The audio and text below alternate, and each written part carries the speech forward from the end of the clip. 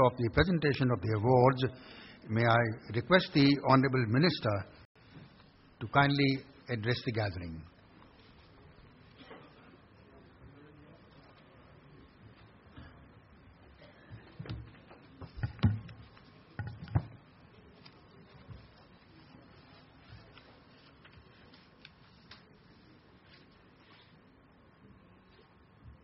Good evening to all of you. Sri R.S. Butola, Chairman, PetroFed and Chairman, Indian Oil Corporation Limited. Sri Vivek Ray, Secretary of the Petroleum and Natural Gas Ministry. Sri Raghavendran, Vice Chairman, PetroFed and President Refinery Business Reliance Industries Limited. Sri A.K. Arora, Director General, PetroFed, winners of PetroFed Awards 2012, distinguished Chief Executives of various companies, distinguished invitees, members of the media, members of the jury, brothers and sisters. I am quite happy today and particularly congratulate all the victors of the PetroFed Awards 2012. I am told there was stiff competition in most of the awards categories. Even those who have not won any award should also feel motivated to perform better. Sri Vivek Rai, he has already illustrated, the big march that our petroleum sector has launched. We have vision, we have hopes. Of course, we do not believe in any prophecy, either negative or, the optimistic. But at the same time, I always believe on a principle that if you mine your mind, you mine the fields. This is how the attitudinal changes will have to take place. Why not? Once it was found, I was told, some of the efforts made in Barmer and many of the Rajasthan failed, and people said, we have no oil available. But it was not so. There is gas and oil available.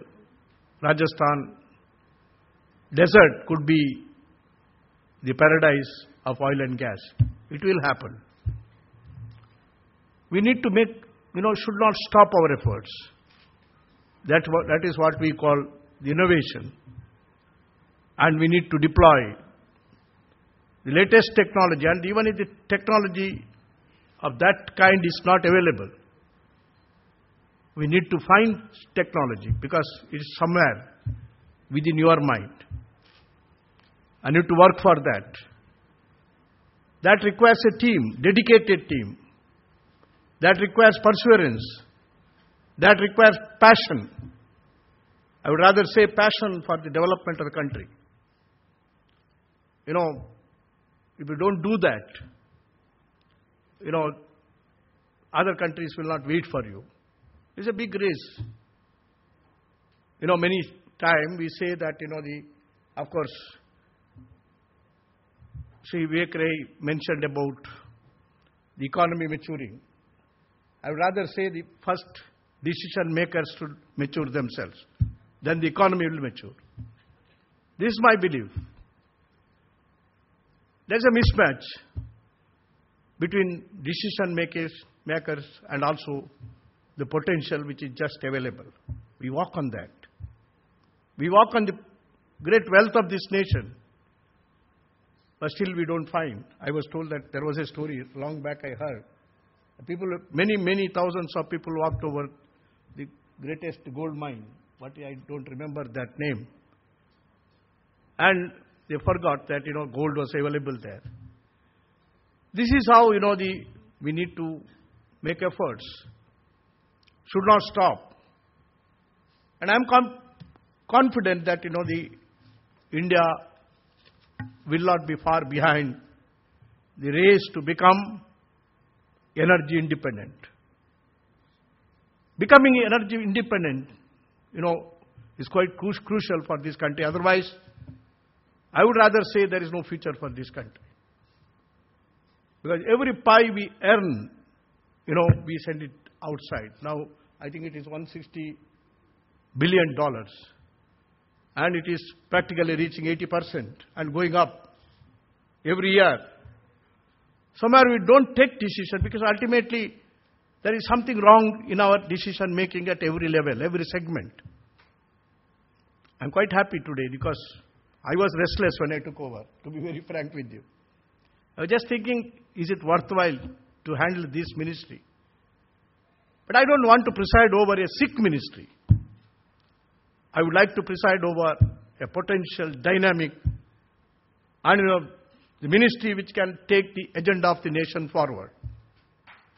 I would rather say that after having served in this ministry for, I think, about 9 months, now I'm a confident, comfortable ground where I can say that this country, one day or other, may not be far off by 2030, if not late, if not earlier, it can become energy independent. This is the team which we have here. I'm also confident that, many of our, public sector companies and also the private sector, they are capable. They can and they will take this agenda forward, for which we need to dismantle many things. Dismantle all the bottlenecks. Dismantle our negativity.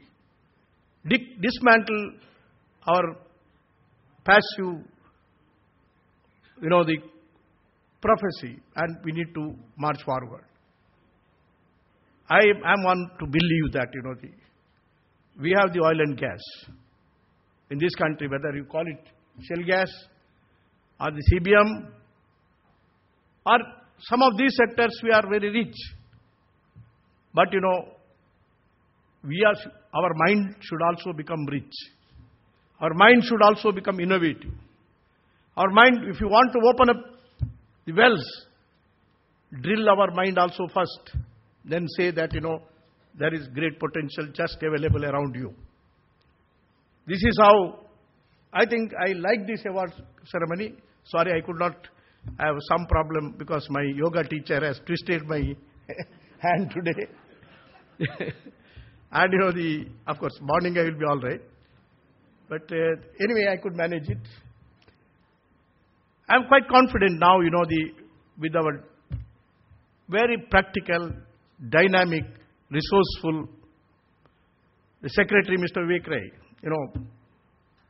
and I can take it forward now. I believe on the principle of creative destruction. This is the philosophy I always believe, because I have also written, epic poems, Ramayana Manveshanam. Now I am writing another epic poem of the same dimension on Draupadi, what he called Yuga Vande Yajnaseni. So I always, discover values in the people, discover values in our history, epics, discover value of a man. And, I must tell you that is how I'm always hopeful. That is what gives me the oxygen to march on, take decisions, many a time innovative decisions. And, in order to achieve that, all of you, all of us should have that skill to achieve the excellence. It is ultimately the perseverance, the hard work, the talent which is nurtured. If you don't nurture it, you cannot go to the level of excellence. This is what I always say, that You don't nurture it. Nurturing has to be done as in a team spirit. Not for a single man's achievement, because that man, I don't say is a cog, but every one of you in your segment of the function, will have to be the leader on your own merit. Leaders means not leading yourself, but leading the entire team. Many a time, it is individualistic attitude, egoism, not sharing, the knowledge that lands us into crisis. I'm quite happy that today we acknowledge the people who have made innovation. And when you come back in the next award, I would like you to take care of not only the innovation, but the words that you have used here, and that is boosting excellence, driving the future. Today you may perform very well, but what is the future? What is the posterity? And have you prepared the ground for the posterity? That becomes very important. Have you built the team for the future? Today is all right, you may be in a comfort zone.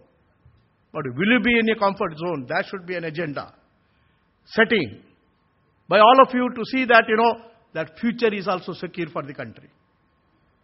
Future is also secure for nation. Because it's not a one-time affair. This is sustainable efforts. Ultimately take the country forward. That should be the spirit with which we are to proceed.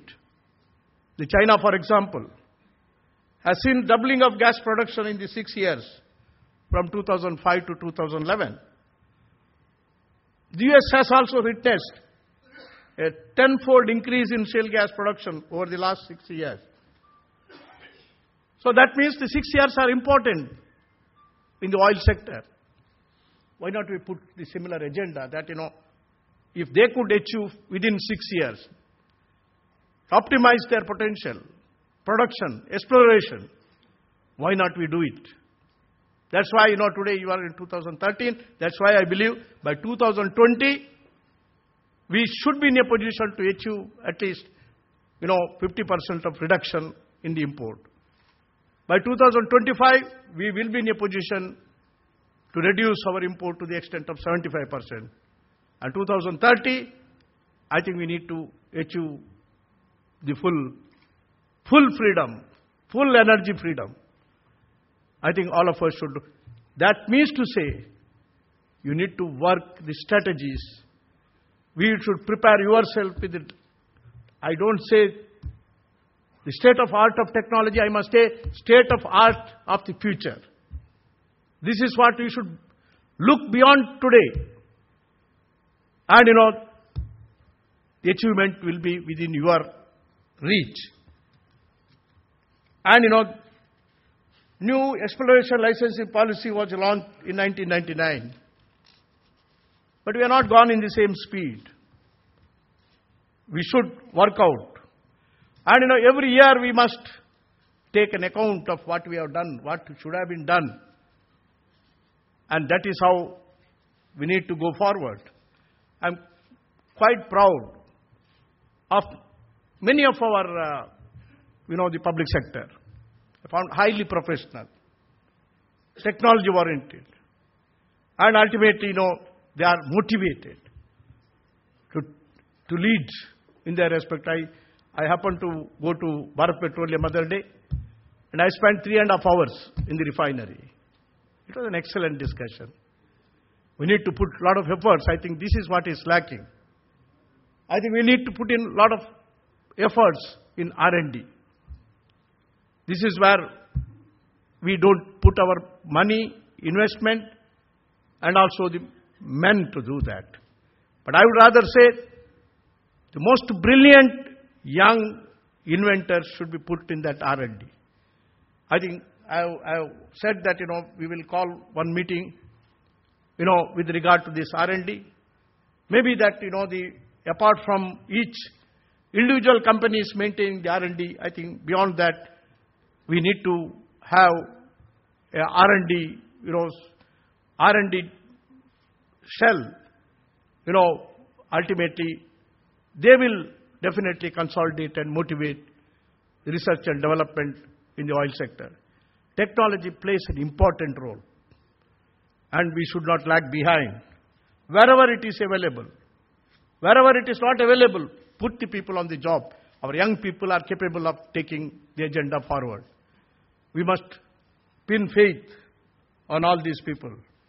And, yesterday only, with the dynamic leadership of our Prime Minister, Dr. Manmohan Singh, Rangarajan Committee report was accepted, and which will be a major booster to augment investment in this sector and take forward towards self-sufficiency. We have also constituted a committee under Vijay Kelkar to prepare a roadmap to make this country self-sufficient in the oil. And look at some scenario. When you look back to the scenario, you feel frustrated. You feel sometimes what has happened to us with all the best quality innovators, quality professionals we have in this field. I don't think we deserve this. We definitely deserve something more. Gas production in the country has declined from a peak of 143 SCMD in 2011 to 111 MMSCD 2012-13. Production by the public sector companies, ONGC and oil, has been stagnant at about 70 MMSCMD, whereas private JV companies' production has declined from 72.9 MMSCMD in 2010-11 to 40 MMSCD in 2012-13, mainly due to decline in the production of KG D6. LNG imports accounted for 20% of total consumption in 2011, 10-11, 25% in 2011-12, and 30% in 2012-13.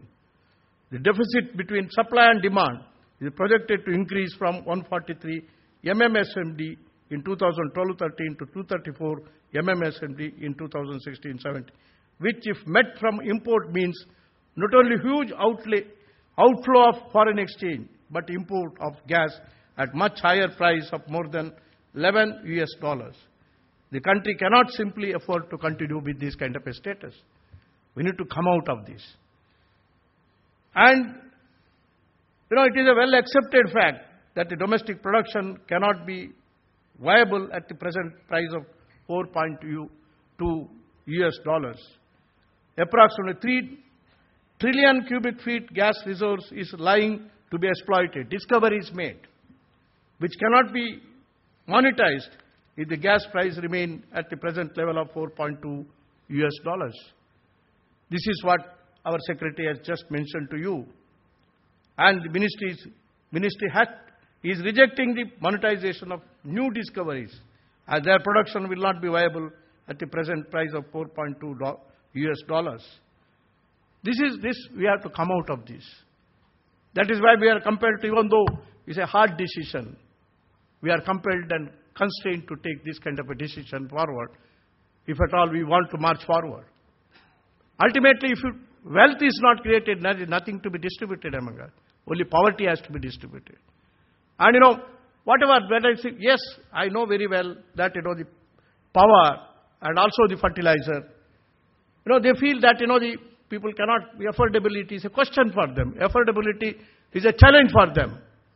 But at the same time, no production of gas doesn't help them. If we produce it, ultimately, if we produce more, ultimately the income will come back. Maybe sometime, the 1 billion, investment made, it will get you, around $400 to $500 million.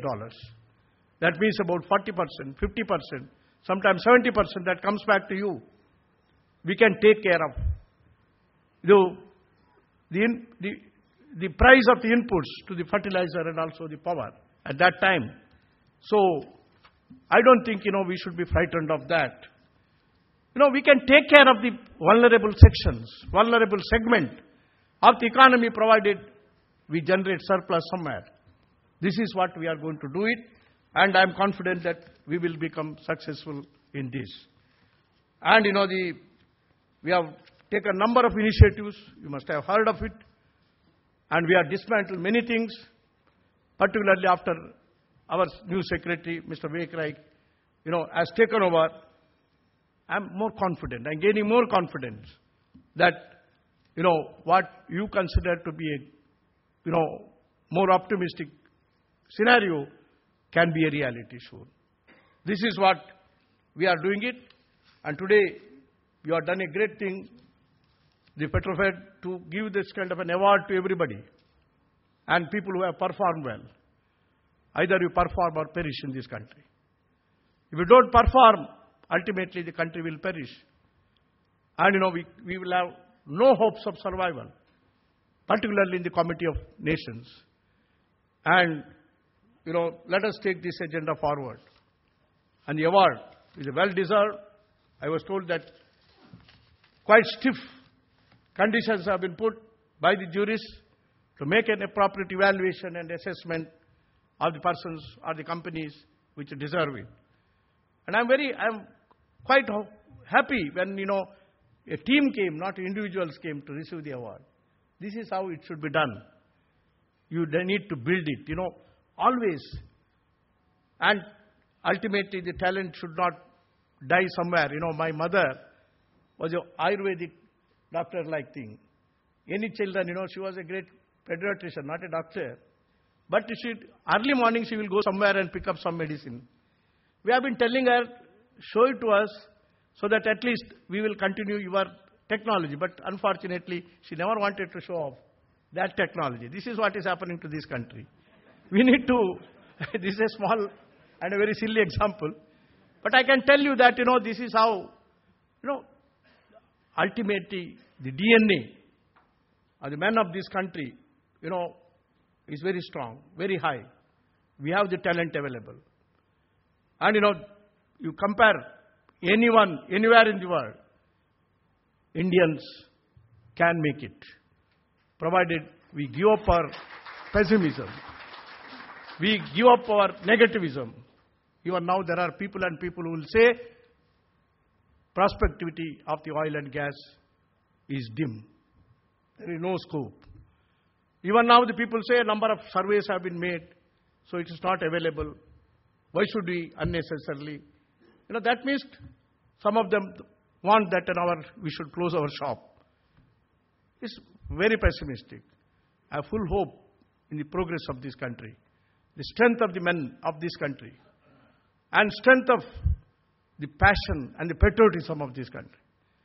These are the days, the patriotism is to build country, not to destroy the country, not to create obstacles, the problems everywhere. It is to dismantle all that comes to obstruct your thinking process and the working process, and ultimately, you will achieve what you intend to achieve. I'm very happy today that, that kind of atmosphere has come. If not, definitely in the years to come. And, we are in a position to make it. And let us work for that. When you work, it is not working for yourself for today. When you work, you work for tomorrow, for the posterity. And better days will come. So, I'm quite happy to the PetroFed that, they have chosen to give this kind of an award. And, the metrics of some of these awards, maybe from time to time, you can change it because time will not remain, as it were. Time is marching forward. We need to compete, not within ourselves, we compete in the world over. And for that it should be an Olympian race. And you need to win the Olympian race, not national game, Commonwealth game, anything like that. But our oil companies should participate in the Olympian game and come first. If not today, at least after 20 years. Prepare yourself for that. And, you have the strength, you have the potential, and you can do it, provided, you work towards that. If you don't work towards that, nothing is. And that requires a lot of courage, boldness, and you may think that it may not be comfortable today, but ultimately, it is comfortable for the society and the country. That is what we always should think of it. And thank you very much again for this kind of a great event where I always feel that, the excellence should come. When I was appointed as a chairman of the oversight committee by the Prime Minister for expanding the IITs and IIMs and many of these,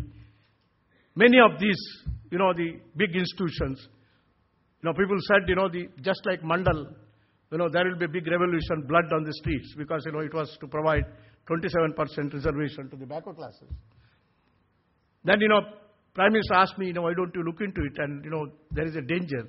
I said, there is no danger. I will resolve it. All the chairmen of the IIT, IIM said, we have to close the institution. These are the sacred institutions. And, you cannot be touched. You cannot expand. Do you know? At that point of time, all the 45 years of the commencement of the IIN and IIMs, it expanded with 1%. 1%. Even a person with less than 0.5%, they had to go to the Harvard and they become the boss over all of you. And I gave a slogan. I called all the directors. I said, what is holding you back? Why can't you? No, sir, we have to sacrifice this thing. I said, how much money is required? They said 15,000 crores for a faculty, for the infrastructure. How many years you want? 5 years. I gave them 8.5 crores, 1,000 crores. And I said, without compromising any general merit, these are all the merited people. Only you have to open up, unfold their merit. That's all. I conducted a survey in the southern where the admission of backward classes reservation was done. I found in the first year, yes, there is some problem. They will have to come out from the shell. Next year, more first classes, more distinctions, more ranks, more passes from those backward classes. How can it happen? That means to say there is talent. That's what I am advising all of you. Talent is available, provided you have that capacity, skill to identify that kind of a... Then we ordered for 54% expansion as against 1% all these 45 years. Today, that is what the slogan I gave, expansion, inclusion, excellence. This is how we need to do it. This is the attitude which we are to building an inclusive society. Expand. If you don't expand, you cannot expand unless you include. And you don't become excellent. And the national perspective, unless have expansion, inclusion, then only you become excellence. This is how we need to build excellence in this country.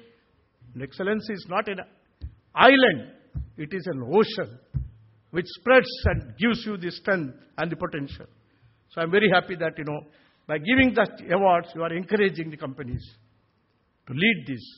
And I'm also telling you that in future, I think I'm suggesting that there could be one more award where, you can unfold the future for your own company and vice versa for the nation. With this, I conclude. Thank you very much for the opportunity given to me.